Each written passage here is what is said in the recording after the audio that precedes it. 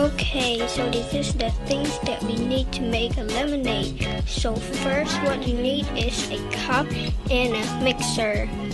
After that you need some lemons, a cup of tea or a normal water, sugar, and some ice. So first you have to squeeze the lemon into the cup.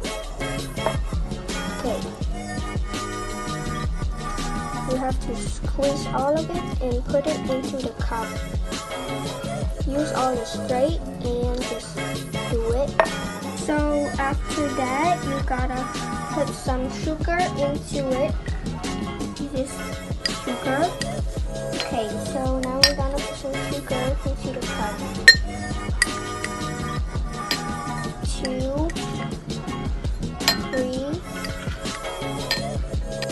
So what you need to do next is to pour it into the cup. But don't pour it too much, just some of this. And you have to mix it. Because I only add 3 of it, and it's gonna taste good. I'll keep mixing it again until it gets cold. Or maybe you can touch it. Okay, now it's turning into a cold lemonade. So now you can drink it. Have fun. Oh my god.